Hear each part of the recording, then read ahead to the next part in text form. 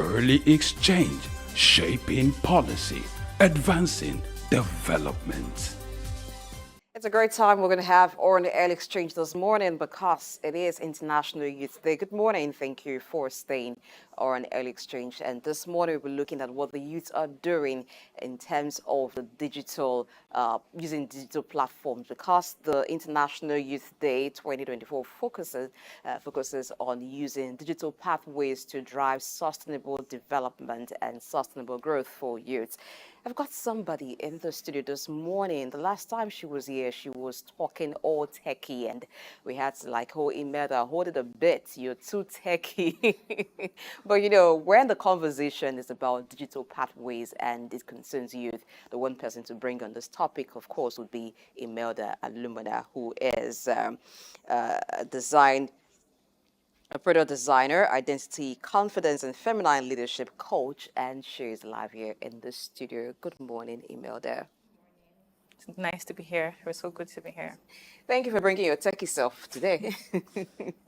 So it is International Youth Day, and it's a day where youth globally is celebrated, and there's much talk, going to be much talk about the youth, the role that they play in global development, and it's also about how to improve their economy and to see the youths doing enough to be able to push the various economies forward. Now, you are someone who is in the tech space, and this year's theme is around that. The theme is From Clicks to Progress, Youth Digital Pathways for Sustainable Development. I like that, from clicks to progress, because if you are in tech, of course, you need to click with a mouse and all of that.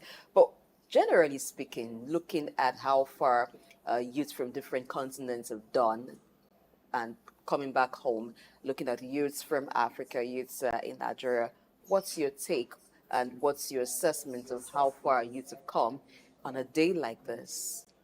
Okay, thank you very much. That's a good question. But before I start, I want to first start to explain the theme, just so that anyone who is watching can sort of get an idea of what it actually means. So when it says from clicks to progress, so when the first interaction anybody will have on a digital platform, your phone or your laptop or an iPad or a tablet, will be to click.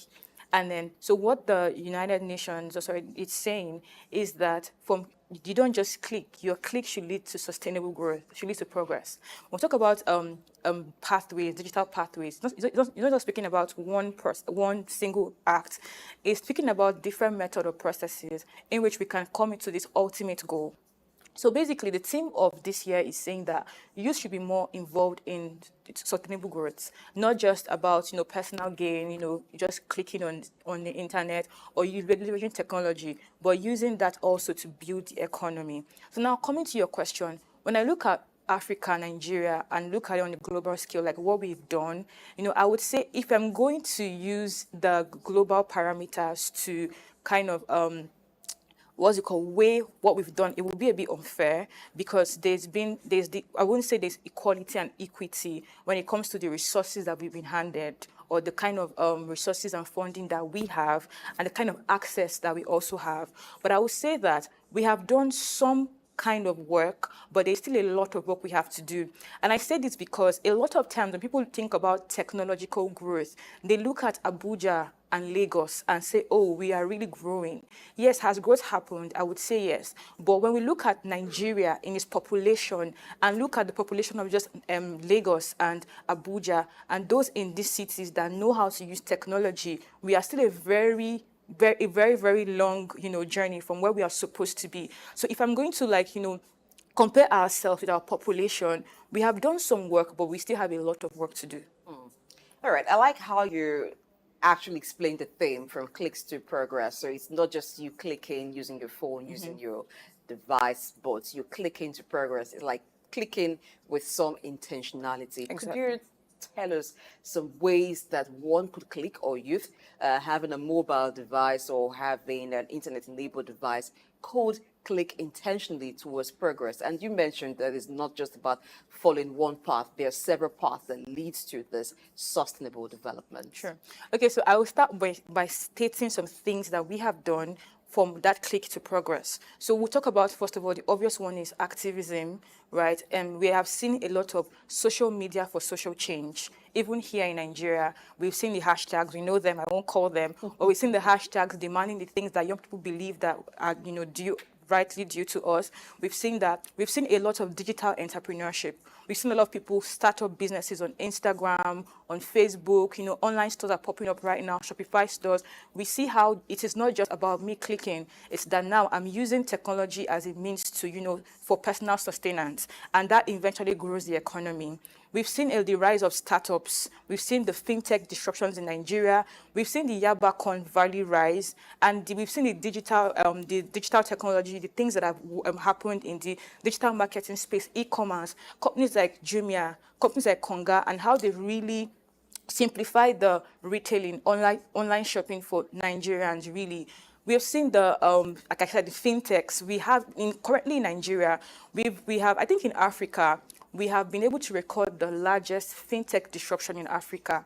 We talk about the Flutterwaves, Andela, and all the companies industry that are really doing stuff. They've been able to open up payment gateways. There was a time before in Nigeria that people could not be, merchants in Africa could not be paid for international payment. They could not receive international payment. There was that barricade.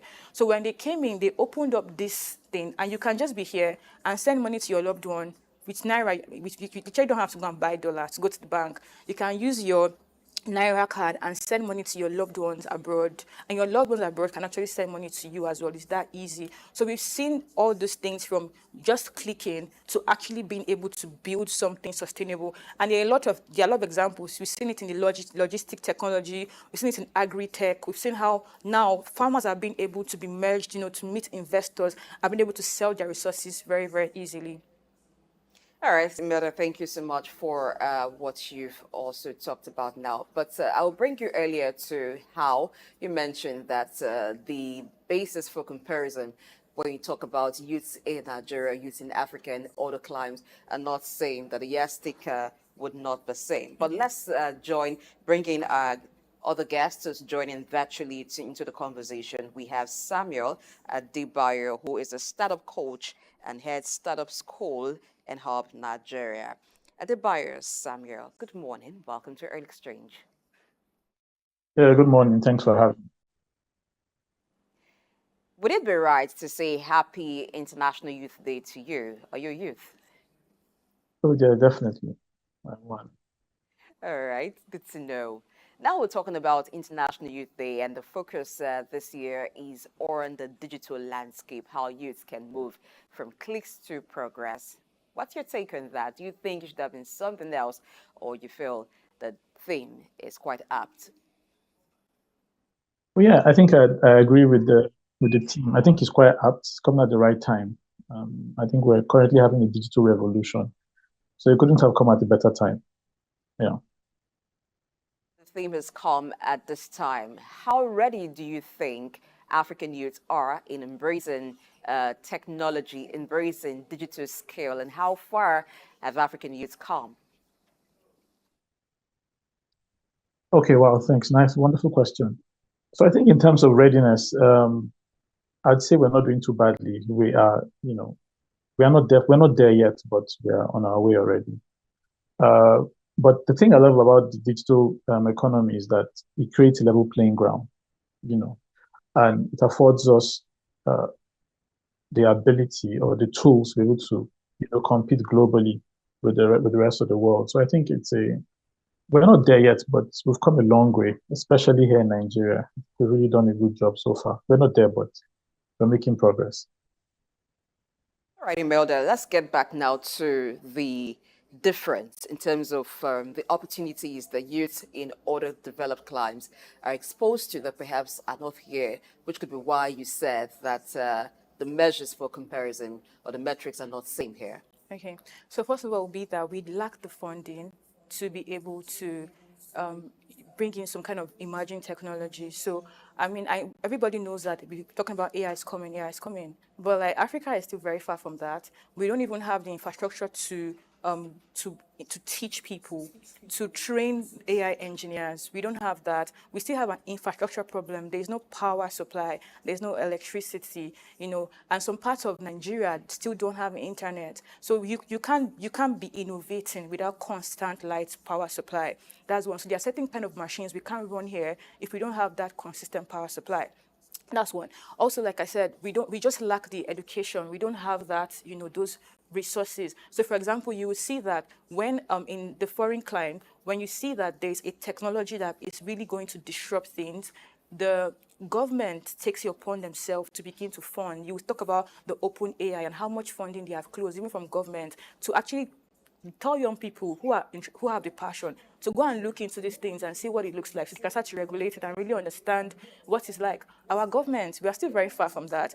We don't have the funding. I don't know if it's that we don't have the funding or we don't have the priority for it, but I think that's one of the major reasons we have is the lack of education, lack of funding, and lack of resources. And we're just still, like he said, we are on our way, but we are still very, very far behind. If we're comparing it to the global, scheme, we're still very, very far behind.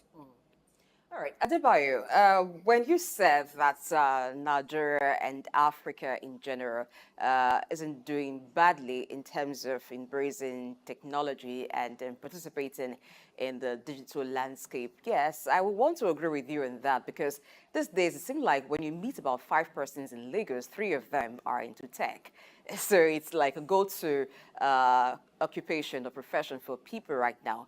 But in as much as we have people getting into tech, what kind of tech are we doing? Are we getting into in Nigeria? Are they the ones that we should be focusing on? Are we playing catch up, or there are other things that in your experience you've noticed, that other skills you've noticed that Nigerian youth are good at and they should also concentrate in that area? Okay, well, thanks for the question. So yeah, talking about skills, I think that, or I've observed that, like I said, we're on our way already.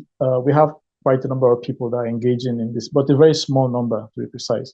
I know there has to be a distinction between people that are using the platforms and the people that are equipped with the right skills to engage these platforms, right? So there are two different things.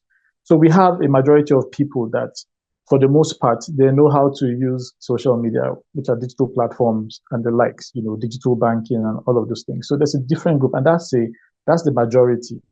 And then there's the handful, I don't want to use the word handful, of people that actually have the skills to, like Imelda said, in the areas of programming, in the areas of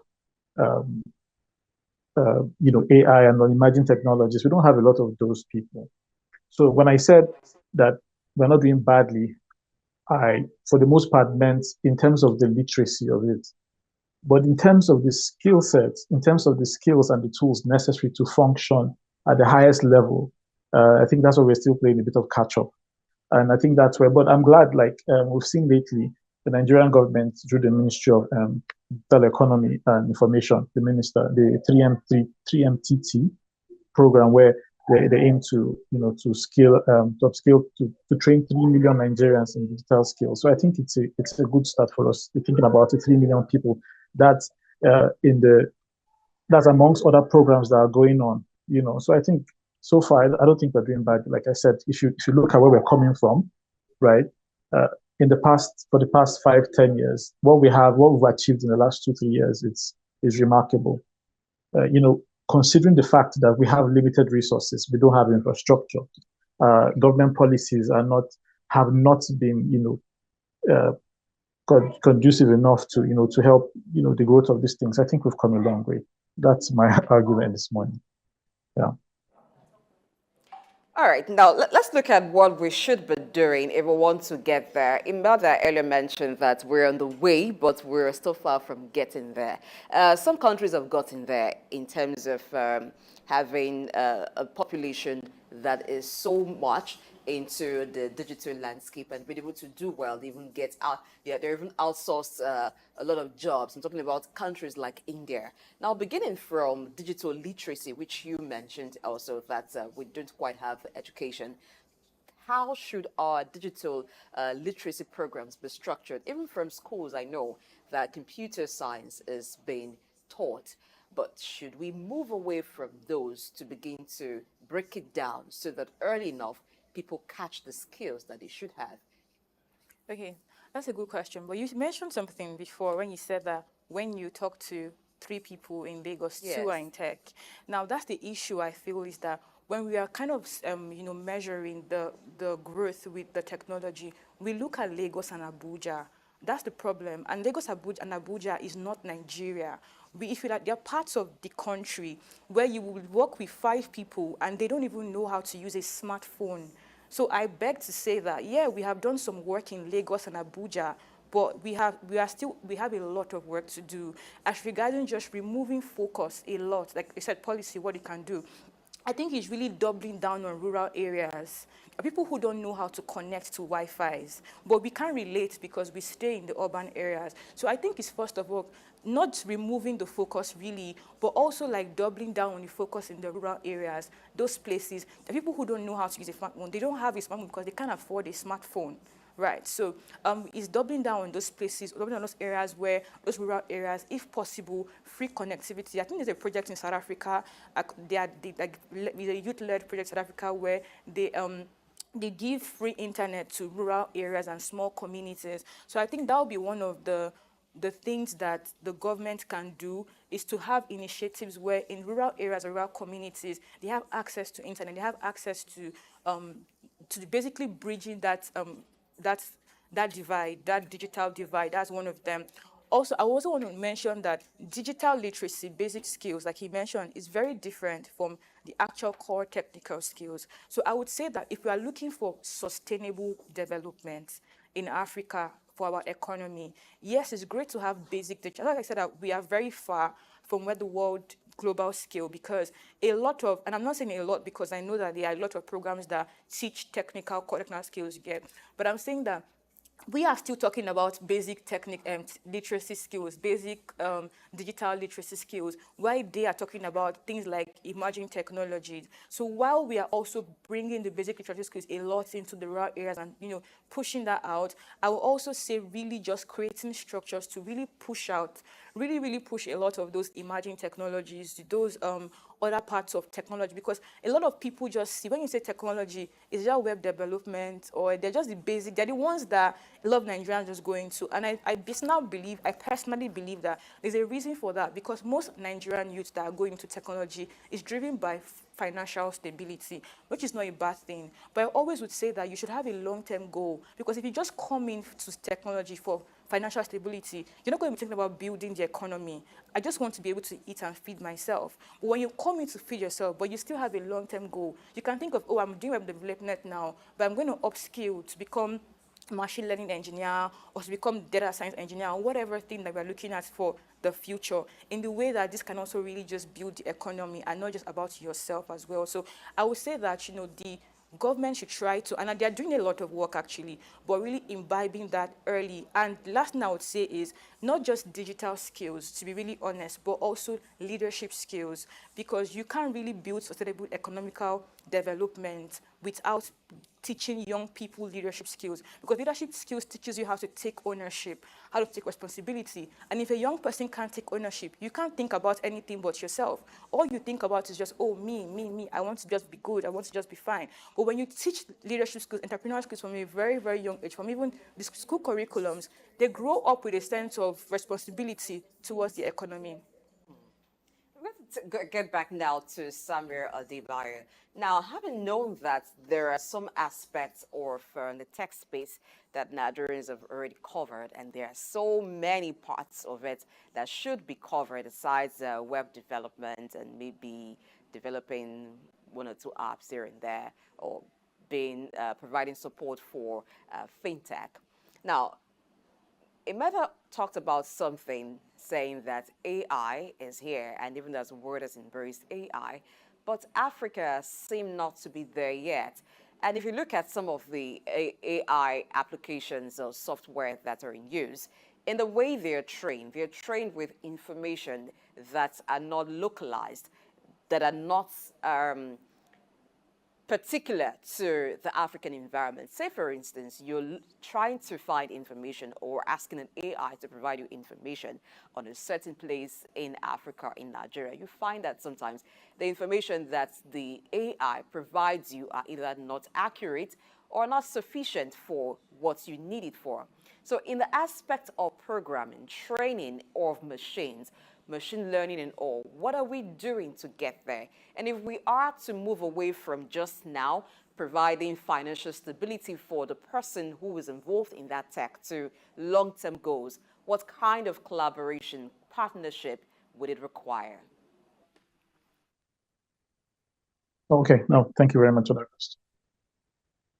Yeah, so talking about AI uh, and machine learning, how far we've come so far. So let me just make reference to the north. So I live in the north, right? So I am between Abuja, Jos, and Kaduna. So sometime last year I was in Kaduna State and I visited some hubs in Kaduna State, and I found out that Kaduna State government has I think they've passed a law or something that they now have like technical schools. So from primary schools that would enable, so they're integrating technology, digital literacy into their curriculum, right? And Plateau State as well is already working on that.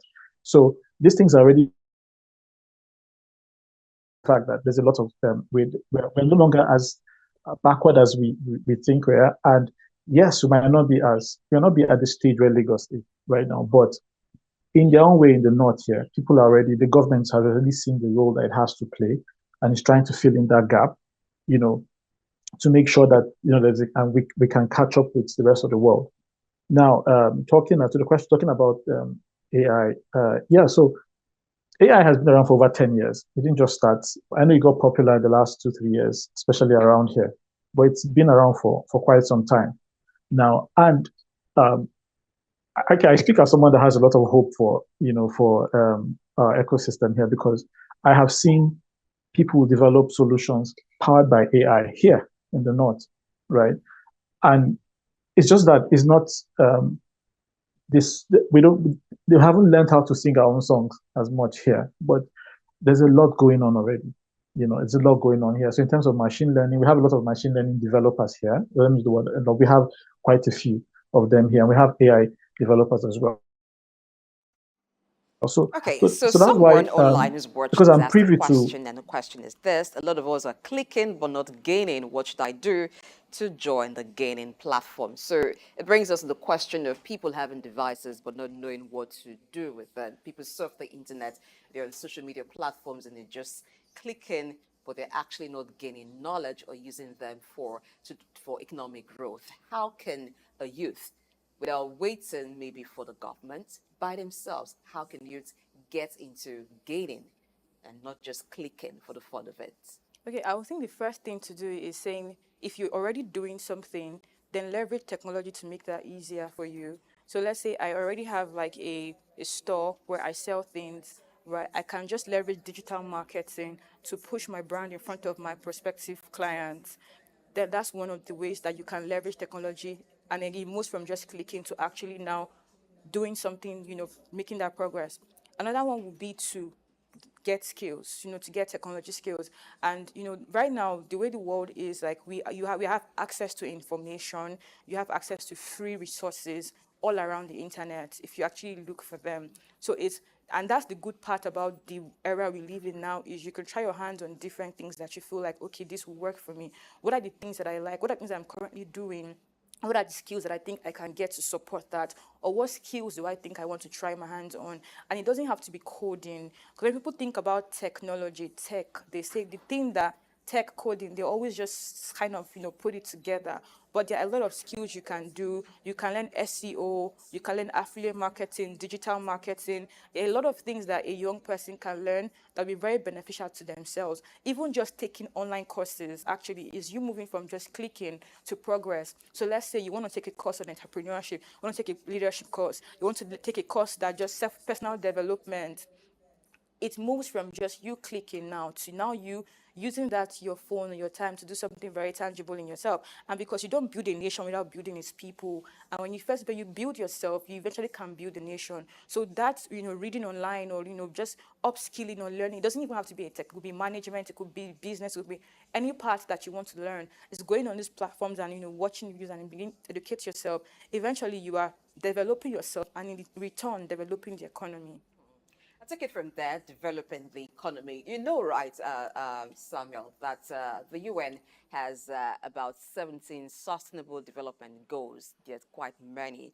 They range from quality education, decent work and economic growth, industry innovation, infrastructure, reduced inequalities. There are so many. Climate action. Now, if the theme or the focus this year for the International Youth Day is on digital pathways, moving from clicks to progress, how can this help in achieving the sustainable development goals? They all have a time destination, which is the year 2030 for this 17 SDGs to be achieved by different countries of the world. So in what way, if we look at even industry innovation, in what way can digital pathways help in getting there quickly? What do we need to draw from this on a day like this?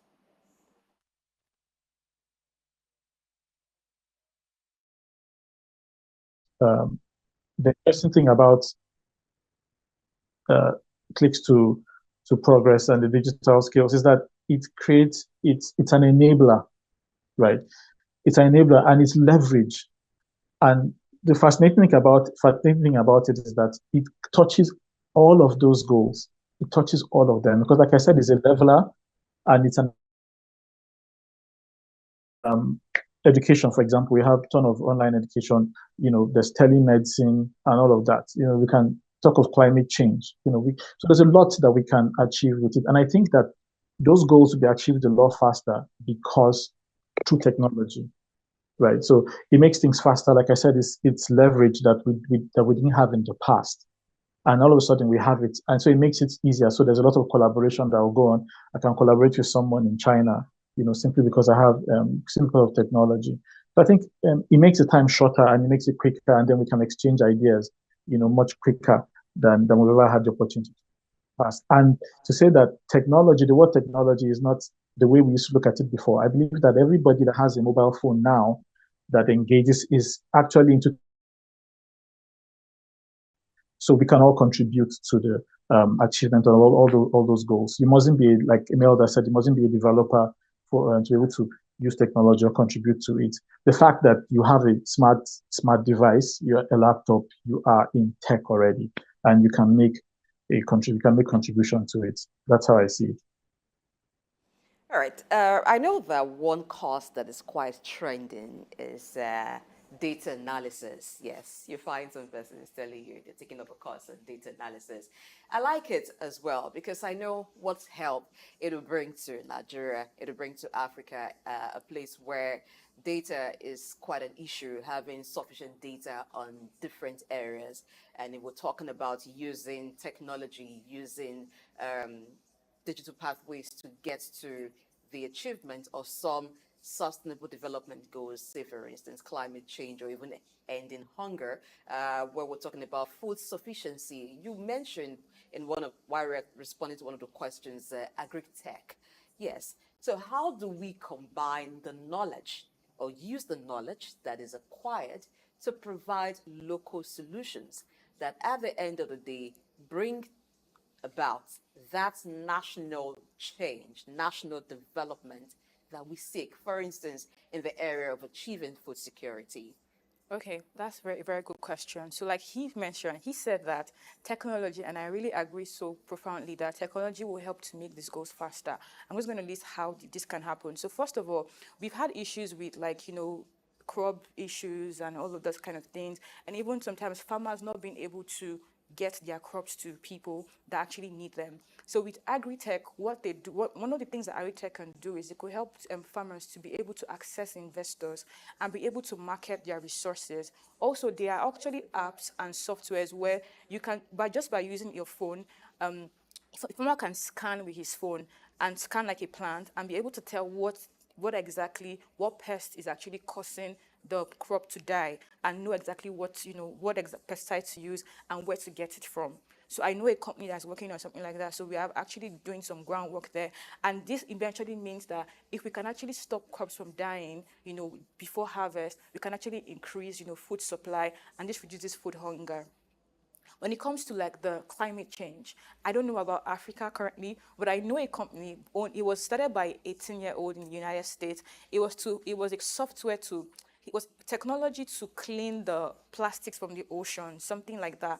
And that was one of the things that created that. But also another thing is that we also leverage social media for climate change, where we have a lot of activism, actually, like he said, I agree. Tech is not just, the building of the stuff. So it's like we are able to leverage technology with social media to raise a lot of awareness, global awareness, climate change, and really what is happening in the economy and in the global space, and how plastics and all this human waste is really affecting the environment. So that's another way that technology has been able and can be leveraged for that space. We have the healthcare, which I'm very biased to because I'm in medicine. And in healthcare, we are really looking at a lot of good stuff coming into healthcare. So currently we have the telemedicine currently, and it has been able to increase access to quality healthcare. Anybody, anywhere can now access healthcare from your phone. Just speak to a doctor. Mental health as well, because mental health issues are rising, and technology has been able to help Africans particularly access professional healthcare and mental health experts abroad. But we're also looking at even AI, ML coming. We're looking at being able to make predictions in medicine, X-ray predictions, and all of those things that are really coming into the healthcare space. So just to give a summary, there are a lot of things that technology is doing, and in the next 2, 3, 4, 5 years, is going to keep doing, to help the SDGs and help us actually reach our goals. So to be able to leverage these skills, when we learn the skills, like I said, I also believe very strongly in entrepreneurship, and you don't have to do business, but having the entrepreneurial mindset and leadership, because young youth need to understand that as I build myself, I have a responsibility to my country. And so I should think about solutions, of what to build, what to do, and, how to innovate, for my country. So. Looking at how to use digital skills to provide local solutions that can help uplift various economies and help achieve the various sustainable development goals. There's 17 of them. And Imelda was talking about how the youth should be thinking of also helping their country beyond getting financial gains from whatever service that they render within the tech space or to other industries that depend on tech support, but they should also be patriotic. Now, number 17 of the Sustainable Development Goals actually talks about partnerships for the goals. Like I said, there's 17 of these goals, and the last of them talks about partnerships for these goals. Digital collaboration can actually foster partnerships among youth, governments, and the private sector. What we find, as Samuel, I'm going to bring you in on this. What we find sometimes is that there is no connection between the private and the public sector. While you find growth in the private sector, you find a lot of innovation, a lot of progress happening within the private sector as it concerns the use of technology. But you find that in the public sector, there seems to be a lag, yes, and it's not really what can actually bring the growth that Nigeria seeks or Africa seeks. How can we come into that partnership using what's happening in the private sector where there are various startups? You are a startup coach. Now, how can the government key into this so there is some partnership and they're on the same page regarding digital development? All right, thank you very much for that. So the question is, how can the government come in? Yeah, okay, so far, like I said earlier, the government hasn't been as active as they currently are. So in terms of things like infrastructure, policy, creating an enabling environment where investors can come in, it will make our growth a lot much faster. But like I said, okay, like currently there is a bill that has been, I think the first reading has already passed for the digital. So I think that's some of the things that the government is doing, but I think they could do a lot more than that. So I think last year we had the startup startup act, startup bill that was passed already. So that I think there's already steps are already being taken in the right direction because we've suffered in the past because of it, and because of bad policies or not so good policies, investors can't come into the country, to do business stuff. So the government has realized that there's a gap, and they're trying as much as possible to bridge that gap, between the private sector and the public sector, so that technology can thrive, right? So this progress where we're looking for will thrive. We already have a lot of remote work and things like that. So, and that's partly because of some policies that enables that. Because if we have government so far hasn't done a bad job. Like I said, they're still playing a lot of catch up, but I think we're on our way there. Like I mentioned, the digital economy and e-governance bill that is already on its way, right? And I think it's an addition and a step in the right direction for us. And those are some of the things that I think, that's besides the fact that infrastructure has to be in place, in internet. Imelda mentioned access. Rural areas don't really have access to some of the things that we enjoy in urban cities. So I think that extension of taking those things far beyond the urban cities and taking it, I think that's primarily responsibility of government and and the private sector. So I think there's still a long way to go, but we're on our way already. Yeah. As a matter of policy, are there certain policies that would facilitate this getting to where we should be? Yes. So I don't have all the details now, but like I said, the digital economy bill and e-governance bill, the startup bill, it captures a lot of these things that were needed because a group of people. That's what I look. Running a startup in Nigeria is hard. Running a startup in itself is hard.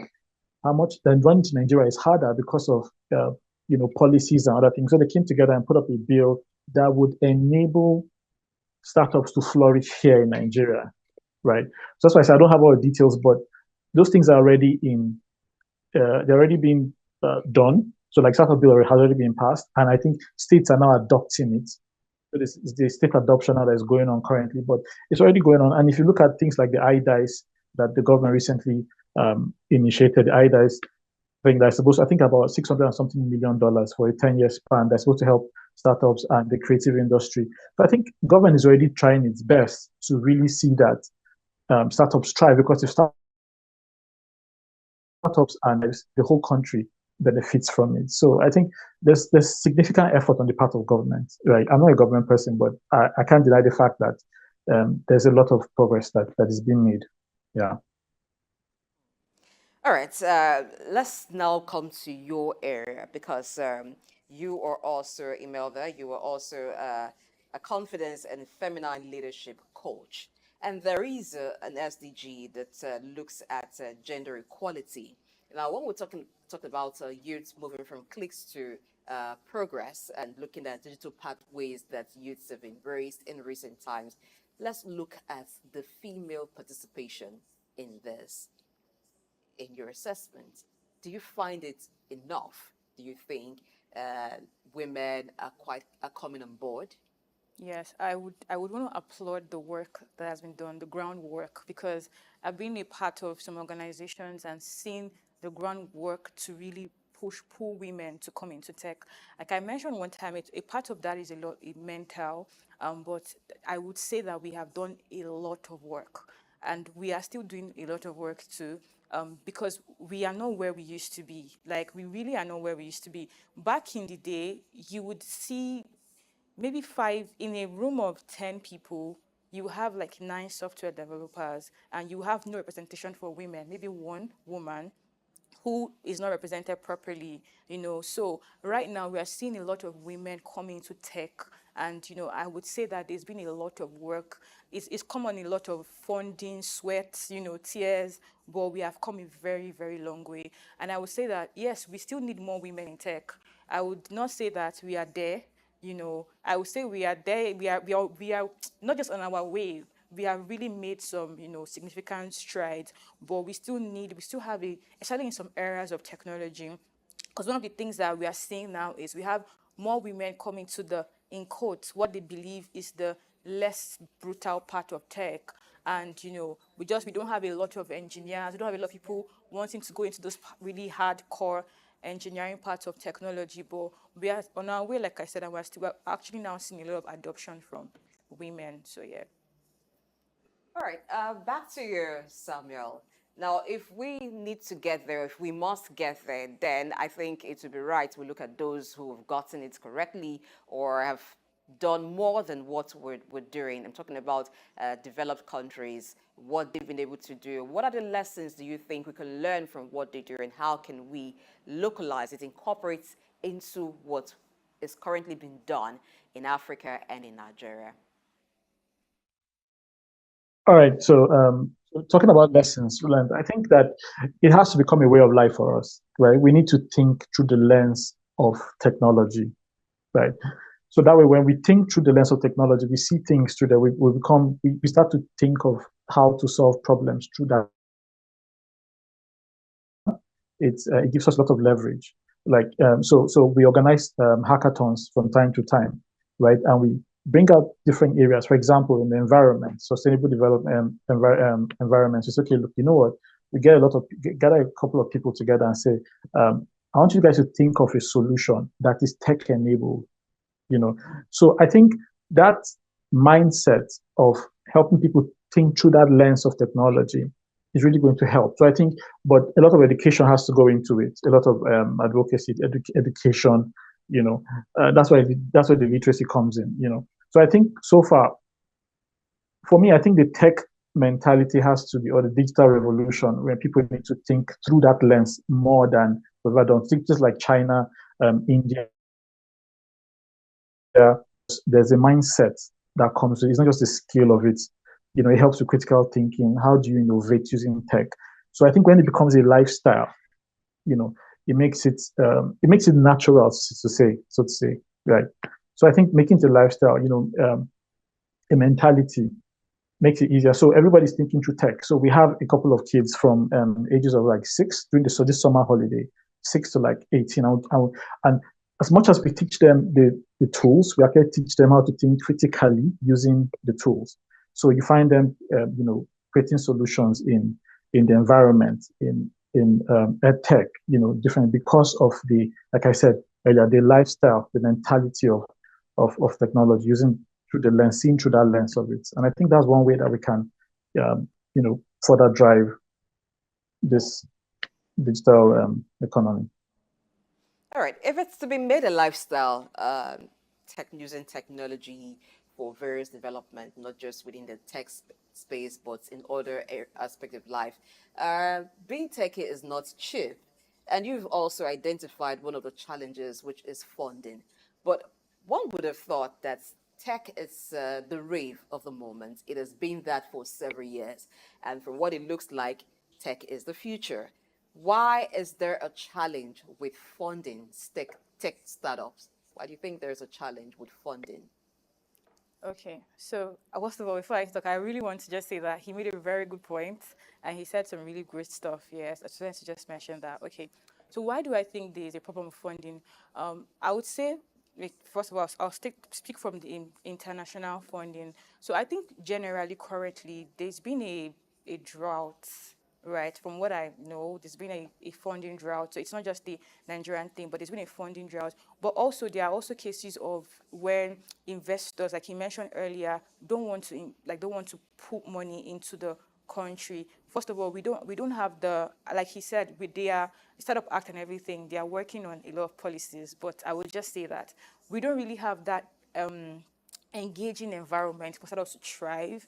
And then also it comes to a lot of things in the country, and I won't mention a lot of policies, a lot of infrastructure issues that just does like it won't, because these investors need to make money. It's not just, I'm an investor, I'm going to give you your money. They are business people, and they're going to give you money. They want an ROI on that money, which you see. But the way that our economy is being set up sometimes, it's very hard to do business here, not just startups. It's a lot, if whatever works in the international space, I mean, it's not always 100% it will work here. The ecosystem here is very different. What works here is very different. So sometimes it's just the fact that, that African system, they don't want to put money into this also because I said there's a drought, there's a funding drought, and then the way our system is also wired and everything. I also believe that the government can, I don't know if there are current schemes or things where people can take funding like startup funding, and I don't know if they have the capacity for certain kind of, because for example, we're not talking about maybe $3,500. There's a certain kind of companies you want to be able to fund. The technologies are very expensive and we don't probably make them here. So you're going to be paying for the hosting of those things in dollars. So I don't know if currently, I don't know, I don't have the data, but I don't know currently if the government can or they are willing to fund those kind of startups, So most founders just bootstrap their way into it because closing is very hard, and for the corporations I mentioned, and I don't really know if local investors are really have that, what's it called? Buying power. I don't know if they really have that. So yeah, that's what I would say. But I believe that he will have more information because he's a startup coach. So yeah. All right, startup coach, let's take this question to you, but this is not really about tech. You know the saying, children are the leaders of tomorrow. Now, those children to whom that was said several years ago are now youth, and they now have to take leadership roles in whatever capacity that they can, and it's expected that they also contribute to national development. Now, how can youth contribute to positioning Nigeria on the global landscape aside the tech world, the tech industry, and what can be done to encourage or even enable them taking up such roles?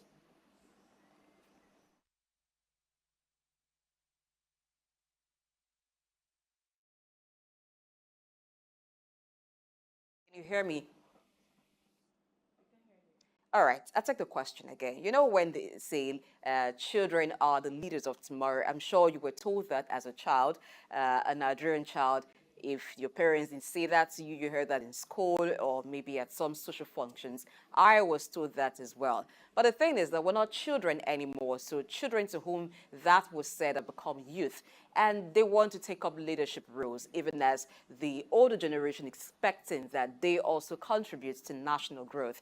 As a youth, I'm asking, how can youth contribute to the positioning of Nigeria on the global landscape aside the tech industry, aside the global tech industry? And what can be done to encourage youth or even enable them to take up such roles? Oh, okay. All right. Can you hear me now? Of course I can. Go ahead, please. Awesome. Amazing question. So, first of all, I'll start with leadership and responsibility. Earlier, I think we need to come to a place of responsibility as youths. A lot of times we are waiting for things to be given to us, but we need to take certain things, right, and position ourselves. I think the world has become such that uh, world has become sort of like leveled that we can compete globally from wherever we are. But the leaders of tomorrow, like I said, we need to take that role of responsibility of understanding that there are certain things that will not be done for us. We have to do it. So, for example, if you look at the medical field, for example, you find people that are doing groundbreaking things there, and it's largely out of leadership and responsibility. Uh, I don't think we cannot use the excuse of um, we're in Africa or we're in Nigeria. I know that there's still a lot of things that are holding us back. But I feel like that narrative is too old for us to hold on to. I feel like we've come to a place where we have enough to get us going, to position us as leaders in the global space, right? So I think it boils down to a lot of leadership and response, right? So we've seen the youth in Nigeria, for example, we've sort of like helped in decision making in government, even though there's not a lot of us in government, right? We've helped in area of decision making in government already through different, platforms and tools like that. So I think it has a lot to do with the leadership and responsibility. I think when we start from there, every other thing will follow. All right, and now let's wrap up with this. So for the youth, after today, the conversation obviously should not end when it comes to youth moving from click to progress. What should be the conversation moving from now to ensure there's inclusivity, not just for those in urban areas, but those in the rural areas? How can we bring about this integration so the move is not just in one area, it is widespread? Okay, that's a very good question. But I'm going to layer a little bit on that leadership a little bit because I feel like we've talked about the technical skills a lot. I think one of the things that can be done, and I'll speak from two ends, I will speak from we as individuals and then I'll speak from the government. So I remember you mentioned something about, 7-year-olds, being able to have that responsibility. You mentioned that. That was a question you asked. I'm talking about children Yeah. being told that they would lead, Yeah, and now so- they're youths. So one of the things I feel like the government can do so that it's not just a conversation of a one-day thing is to catch them younger. And I think that's one of the things that China has done.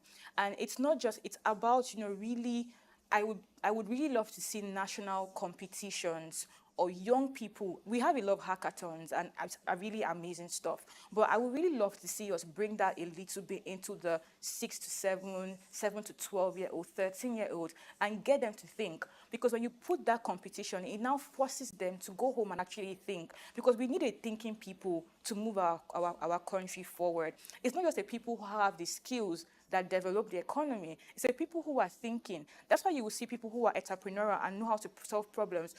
They will now start employing those who have the skills. They're the ones who have the problem-solving mindset. But you just have the skills, and all you just are, and you're just an employee in their company that is solving a global problem. Do you see? So I believe that if the government can begin to put in those hackathons, those competitions from the national schools, like I'm talking about primary schools, where you sit them down and say things like, what solve a problem in your locality, or what kind of problem is in your locality, and how do you think we can use a computer to do so and so thing? I remember growing up, I used to see people try to do batteries together, robots that can. We need to bring those things back and force people to actually think from that young age. And especially if there are things like a scholarship attached to it, there are incentives attached to it. A lot of people will want to, do those things. I remember growing up, there used to be this Bonvita, Milo competition. Okay, you're going to drop some money here in Meta today because it really mentions a brand No, name. so, they can actually have all those collaborations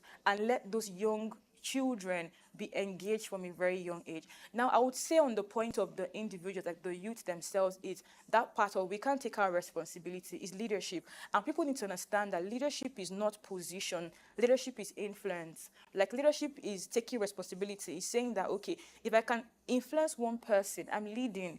If I can look at your locality and say, what are the issues? First of all, try to solve your own problems. What are the things that I am currently facing? And how can technology, like not looking at technology as just a distant tool that I use to, a bank app that is distant from me, or I use it to, market my goods. But seeing tech as, something that's come to live in your house with you. This is a lifestyle. This is not going anywhere. It's like a personal assistant. How can I leverage this thing to truly not just be about myself, but about building that economy? So I would say alongside the trainings on the digital skills, I would keep saying that we need to train people to be problem solvers. It's problem solvers that move the economy forward. It's problem solvers that innovate. We need to have that mentality, that mindset of innovating, building stuff, thinking through things. That's the only way we can really get young people to move from just clicking to actually sustainable growth. And then you left out the part of those in the rural areas. How do we communicate this to them? How do we take this to them and it becomes lifestyle for them so they're not left out in the picture? So I would say that we are doing a lot of work, but I would say a lot of advocacy because like he said, a lot of things are really our mental models. If you understand the way the mind works, you'll see that a lot of things really is our mental models. Like it's like you stay in your comfort zone, what you've been used to, so people, like I don't know if you had a story of a community where they brought they had an issue with water. And the young people, the children, used to go all the way to go and fetch water from a very fast stream. So the government came and brought what's it called now? Like a tap for them and said, oh, don't need to go all the way, it's clean water. And they broke the tap. Because the reason they broke the tap was that it wasn't really the water that was the problem. They were living in very, very small patched houses. And they were married people that had like 5 kids. So the time the children went to go and fetch, it was time that the husband and wife had time to meet. So it's not just about bringing the the skills to them and bringing the advocacy is really solving their problems, because it's knowing what their priorities are and being able to solve that priority. For example, if they were able to, instead of building that stream, that water, thing, give them a more comfortable place to live and then build the tap. Now they won't have to break the tap because they have more space to really be as a family. So it's not just bringing the innovation and the awareness, is really solving their problem. It's like in product design, it's called user research, knowing what are their pain points. So know what exactly they need right now, and then have a solution for that. Then bring your awareness or technology on top of that, and then they can accept it. Imelda, you've actually dropped some golden points there, talking about doing some end-user research, which we may call needs assessment before any development takes place anywhere. I think that it's important that governments should do that, or whatever agency, whatever organization is doing that. Know what the people actually need, so that you don't put a tap where they actually don't need a tap. The tap is like it spoils plans for them, so you don't give them what they need. And to that as well, you'll notice, or you must have heard from the media of some destruction that happened in the country in the course of the hashtag End Bad Governance protest. Now, one of the technology hub in Nigeria, the one the government had actually put in place in Kano State, the facility was set ablaze in the course of the protest. And that's one thing as youth youth should not do in any country. Now we're talking about government putting infrastructure in place to ensure that the gap is bridged when we talk about people who are coming into the tech space. The one they've done should not be destroyed so that they're not discouraged, so it doesn't set the country back. Having said that, I must thank my guests for being on the show with me today. I've had Samuel Adebayo, who joined virtually, and Samuel Adebayo is a startup coach. He's the head startup school NHUB Nigeria. And Imelda made it here to the studio physically. She is the product designer, identity, confidence, and feminine leadership coach. Thank you for being here. Thank you, Samuel. Thank you for having me.